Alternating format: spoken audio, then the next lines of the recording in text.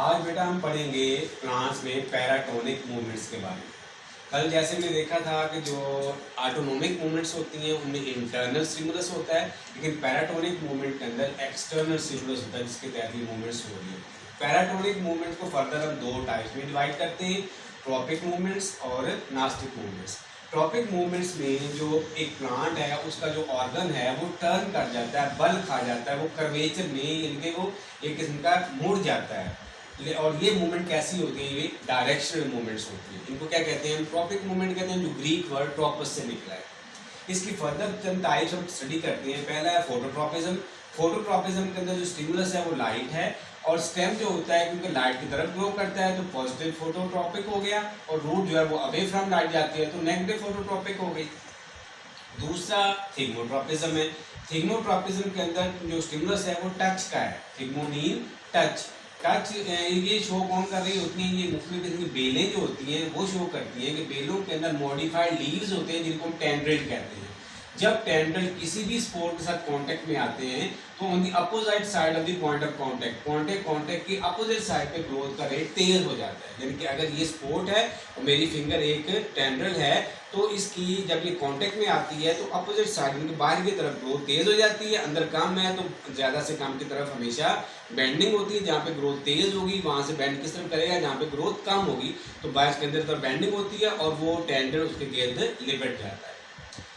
इसके बाद जो तीसरी मूवमेंट हम करते हैं वो है कीमोट्रॉपिज्म। इसमें स्टिमुलस किसका है? केमिकल का है, और ये अमूमन कौन शो कर रहे हैं? फंगस शो कर रहे होते हैं। उनके जो केमिकल सब्सटेंसेस का कोई सिग्नल मिलता है और फंगस की हाइफी उस तरफ ग्रो करके चले जाते हैं, उसको डिकम्पोज करने के लिए। नंबर 4 पे हाइड्रोट्रॉपिज्म है, और हाइड्रो का मतलब क्या होता है? वाटर। इसमें स्टिमुलस वाटर है और जो स्टेम है वो लाइट के वाटर से अपोजिट इनके ऊपर तरफ ग्रो कर रहा होता है तो नेगेटिव हाइड्रोट्रॉपिक हो गया। रूट क्या होगी? वो पॉजिटिव हाइड्रोट्रॉपिक होगी। 5वें नंबर पे हम ग्रेविट्रॉपिक या जियोट्रॉपिज्म को स्टडी करते हैं। इसमें स्टिमुलस किसका है? वो ग्रेविटी का है। ये भी वही वाली बात होगी, स्टेम अगेंस्ट ग्रेविटी ग्रो कर रहा है, ऊपर की तरफ ग्रो कर रहा है तो नेगेटिव ग्रेविट्रॉपिक हो गया, और जो रूट है वो टुवर्ड ग्रेविटी ग्रो करती है तो वो पॉजिटिव ग्रेविट्रॉपिक हो गया।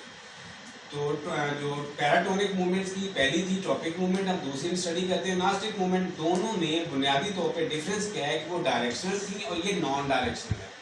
वो डायरेक्शनल थी और ये नॉन डायरेक्शनल। स्टिमुलस दोनों के अंदर एक्सटर्नल होता है और डिफरेंशियल ग्रोथ हो रही है इसके अंदर भी। इसकी जो नास्टिक मूवमेंट है ये फर्दर दो टाइप में डिवाइड करते हैं, एक निक्लिनास्टी या निक्लिनास्टिक मूवमेंट और दूसरी हेप्टोनास्टिक मूवमेंट। निक्लिनास्टी जो निक्लोनास्टिक मूवमेंट है इसमें बेसिकली टर्गर चेंजेस भी आती हैं, डिफरेंशियल ग्रोथ भी होती है, और ये फर्दर दो टाइप्स की है, फोटोनास्टी और थर्मोनास्टी। फोटोनास्टी के अंदर जो स्टिमुलस है वो फोटो पीरियड है, लाइट का पीरियड है, लाइट की इंटेंसिटी है, कितनी देर के लिए स्पेसिफिक लाइट की इंटेंसिटी अवेलेबल होती है। तो इसमें जो फूल है मुख्तलिफ प्लांट्स के अंदर वो खिलते हैं या बंद होते हैं on the basis of the availability of specific photo period and specific light intensity. दूसरी जो निक्लिनास्टी की वो टाइप है वो थर्मोनास्टी है। थर्मोनास्टी में जो स्टिमुलस है वो टेम्परेचर का होता है। टेम्परेचर के स्टिमुलस के एग्जांपल में सर देते हैं थर्मोनास्टी की। जो ट्यूलिप का फ्लावर है वो शाम के वक्त बंद हो जाता है, सुबह के वक्त खुल जाता है, दोबारा खिल जाता है। इसके फूल के बंद होने खिलने में लाइट का रोल नहीं है, बल्कि किसका है? वो टेम्परेचर का है। जैसे शाम होती है टेम्परेचर ड्रॉप होता है तो उसकी पत्ती की लोअर सरफेस पे ग्रोथ तेज हो जाती है, अपर कम हो जाती है और पत्तियां बंद हो जाती हैं, फूल बंद हो जाता है। लेकिन जब सुबह का वक्त आता है तो लोअर सरफेस पे ग्रोथ कम हो जाती है, ऊपर बढ़ जाती है, पत्तियां बाहर की तरफ बेंड करती हैं, फूल दोबारा से खिल जाता है। तो ट्यूलिप के फ्लावर का जो खिलना है it is due to change in temperature के स्टिमुलस की वजह से इसको थर्मोनास्टी कहते हैं। नास्टिक मूवमेंट की दूसरी टाइप है वो है हेप्टोनास्टिक मूवमेंट। हेप्टोनास्टिक मूवमेंट के अंदर जो स्टिमुलस है वो है कांटेक्ट। इसकी हम एग्जांपल कौन सी करते हैं? वेनस फ्लाई ट्रैप, जो हमने लास्ट ईयर पढ़ा था कि वेनस फ्लाई ट्रैप में सेंसरी हेयर्स होते हैं। जैसे ही एक फ्लाई आके उनके ऊपर बैठती है, उनका कांटेक्ट में वो कांटेक्ट होता है तो वो उसकी जो दोनों लोब्स होती हैं वो बंद हो जाती हैं और वो फ्लाई उसके अंदर ट्रैप हो जाती है। तो ये एग्जाम्पल किसकी है बेटा? ये हेप्टोनास्टिक मूवमेंट्स की है।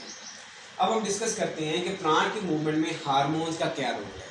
तो बेसिकली प्लांट की मूवमेंट में हमने बार बार पढ़ा है कि इसमें डिफरेंशियल ग्रोथ हो रही है, एक तरफ ग्रोथ ज़्यादा है, दूसरी तरफ ग्रोथ कम है, चाहे वो किसी भी वजह से है, लेकिन उनकी जो डिफरेंशियल ग्रोथ है उनमें बुनियादी रीज़न कौन बनती है? वो हार्मोन बनते हैं।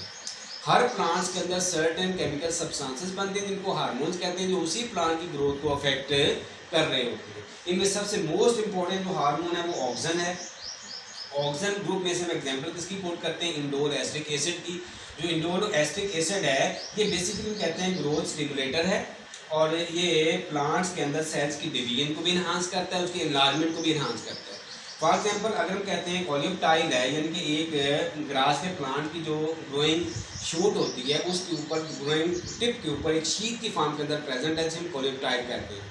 जब इसको रिमूव कर देती हैं, यानी कि जब उसको काट देते हैं तो स्टम बन जाता है, तो उसमें से अब जब नई ब्रांचेस ने ग्रो करना है, यानी कि आप ये कह सकते हो स्टेम ने ग्रो करना है, या नीचे को अगर उसमें रूट ग्रो करनी है, तो इन स्टेम और रूट्स की ग्रोथ में बुनियादी बेसिक रोल प्ले कौन कर रहा है, वो ऑक्सीजन कर रहे हैं।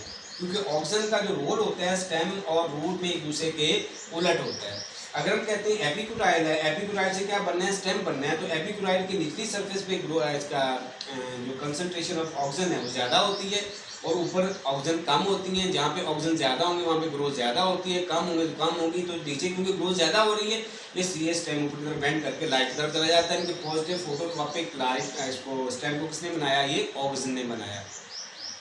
लेकिन रूट में इसका इफेक्ट उलट हो जाता है। अगर ये हाइपोक्टाइल है तो रूट ने नीचे को ग्रो करना है, तब भी नीचे ऑक्सीजन ज़्यादा है, लेकिन रूट में ऑक्सीजन के ज़्यादा होने की वजह से ग्रोथ कम हो जाती है। इस वजह से नीचे ग्रोथ कम होगी, ऊपर ग्रोथ ज़्यादा है और नीचे को बेंड कर जाता है। तो रूट को पॉजिटिव ग्रेविट्रॉपिक किसने बनाया, ऑक्सीजन ने बनाया। इस तरह हम अगर नॉस्टिक मूवमेंट की बात करते हैं तो नॉस्टिक मूवमेंट के अंदर हम कहते हैं कि इसमें nastic movement are because of certain balance between the growth stimulators and growth inhibitors.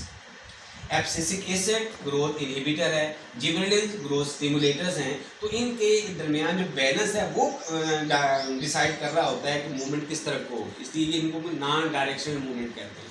कि अगर स्टिमुलेटर्स ज़्यादा है तो ज़ाहिर है जिस हिसाब से स्टिमुलेटर बढ़ते जाएंगे ग्रोथ का रेट भी बढ़ता चला जाएगा, लेकिन अगर इनहिबिटर्स बढ़ रहे हैं तो ग्रोथ के रेट को मुसलसल चेक कर रहे होंगे, कम से कम करते चले जाएंगे, जिस वजह से जो मूवमेंट काज होगी उसको नॉन डायरेक्शनल मूवमेंट कहते हैं।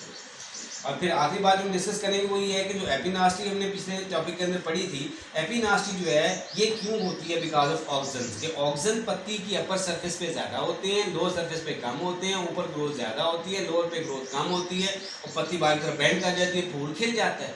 जबकि हाइपोनास्टी जो है ये जिब्रेलिन की वजह से होती है कि लोअर सरफेस पे ग्रोथ के तेज़ होने का बायस ऑक्सीजन नहीं होते बल्कि जिब्रेलिन है, नीचे जिब्रेलिन ज़्यादा हो जाते हैं, जिस वजह से ग्रोथ ज़्यादा हो जाती है, जिस वजह से पत्ती जो है ना वो अंदर को बेंड करती है और फूल बॉडी की हालत में बंद रहता है लेकिन ग्रो करता रहता है। ये था बेटा हमारा आज का लेक्चर। ओके, अल्लाह हाफिज़।